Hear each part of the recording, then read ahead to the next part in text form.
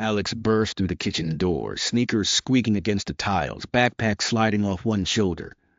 Wild brown curls stuck out at odd angles from beneath a faded green baseball cap, and those bright hazel eyes sparkled with the kind of excitement that usually meant trouble.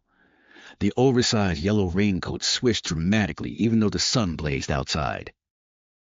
"Did you know," the words tumbled out between gulps of orange juice straight from the carton, "that the woods behind our house are disappearing?" Mom looked up from her laptop.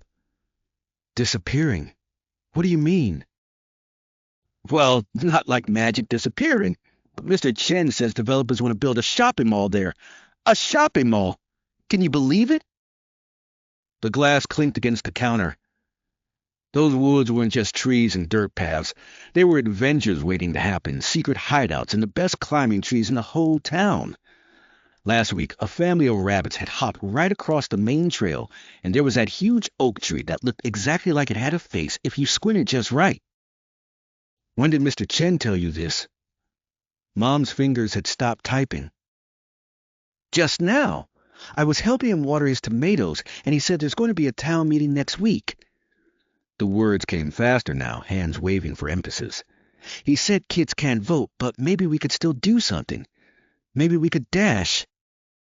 "Slow down, honey. Let's think about this carefully." But slowing down wasn't really an option when the woods were in danger. Asterisk. The next morning arrived with a mission. Armed with a notebook, 3 different colored pens, and a magnifying glass, because all good investigators needed one, the trek into Whispering Woods began. The familiar path crunched underfoot. Morning dew still cleaned the spider webs that sparkled like tiny diamonds. A blue jay called from somewhere high above, probably from the branches of the old maple that made the perfect reading spot. "Okay, evidence," came the determined mutter while clicking the pen. "Need to find reasons why these woods are important." The first stop was the creek that bubbled along the eastern edge. Kneeling carefully on the mossy bank, the notebook balanced on one knee, observations began. "Creek, home to minnows, water bugs, and those cool flat rocks for skipping. Saw a blue heron here once." A rustling in the bushes made the pen pause. A chipmunk poked its head out, cheek stuffed with seeds, before scurrying up the nearest tree. "Wildlife. Chipmunks, squirrels, rabbits, lots of birds. Oh, and that owl that hoots at night." The morning flew by in a blur of notes and discoveries. The ancient oak with the face got its own full page, complete with a sketch. The clearing where wildflowers bloomed every spring earned detailed measurements. Even the fallen log that served as nature's perfect balance beam got documented. By lunchtime, the notebook bulged with observations, pressed leaves, and one slightly squished dandelion. Asterisk. Look at all this. Paper spread across Mia's bedroom floor like a patchwork quilt. Mia, best friend since kindergarten and fellow woods explorer, studied each page with the seriousness of a scientist. "This is amazing," Mia said, pushing her glasses up her nose. "But what do we do with it?" "That's what I'm trying to figure out." The pen tapped against the notebook. "The town meeting is next Tuesday. Mom says kids can attend but not speak during the official part. So we need to find another way to be heard." Mia's eyes lit up behind her glasses. "What if we made a presentation? Like the ones we do for school, but better?" "A presentation about the woods?" "Not just any presentation. We could take pictures, make charts, maybe even interview people who use the woods. Make it so good that the adults have to listen." The idea sparked like a match catching fire. Yes, we could talk to everyone, dog walkers, runners, other kids. Find out why the woods matter to them, too. "I'll bring my camera tomorrow," Mia said, already making her own list. "We can document everything properly." Asterisk. The next 3 days blurred together in a whirlwind of activity.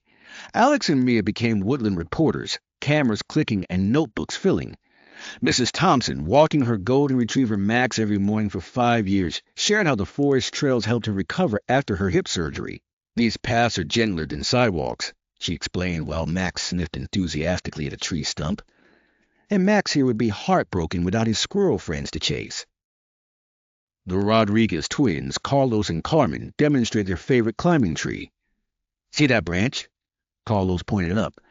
It's like nature's monkey bars. Way better than any playground. Even grumpy Mr. Peterson, who usually complained about everything, admitted the woods kept the neighborhood cooler in summer.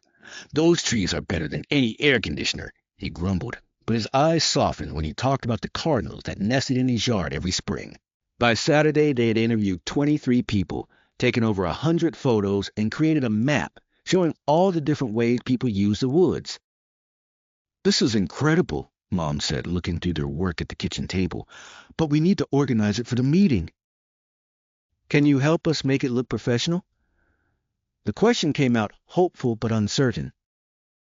I think, Mom said slowly, that you two are doing something very responsible here. Yes, I'll help. But you're the experts on these woods. This needs to be your presentation. Asterisk. Sunday afternoon found the dining room transformed into presentation headquarters. Poster boards covered every surface, photos arranged and rearranged until they told the perfect story. Mia's dad contributed his color printer, and soon charts showing wildlife counts and visitor statistics made everything look official. What about this? Mia held up a photo of the sunrise through the trees, golden light filtering through leaves like nature's stained glass window. Perfect for the ending. We need something that shows how beautiful it is. The presentation took shape. Whispering Woods, our community's natural treasure. Each section had its own board wildlife habitat, community health benefits, environmental impact, and children's natural playground. Do you know what's missing? Mia stepped back to survey their work. A solution. We can't just say, don't build the mall. We need to suggest something else. The pen tapped thoughtfully. What if they made it a real park, with trails and signs about the animals and plants? The town could even have nature programs there. Yes, and it wouldn't cost as much as building a mall. We should add that a whole section on alternative ideas. By evening, 15 poster boards stood ready, each one telling a different part of the wood's story. Asterisk. And Tuesday arrived with a nervous flutter in the stomach. Alex adjusted the green baseball cap for the 10th time, smoothing down the yellow raincoat that had become a sort of good luck charm. The town hall buzzed with voices. Adults filled most of the seats, but a surprising number of kids had come too. The Rodriguez twins waved from the third row. Even quiet Emma from art class sat with her grandmother. Mayor Williams called the meeting to order. The developers went first, showing shiny pictures of the proposed mall. They talked about tax revenue and new jobs, their presentation all smooth words and gleaming images.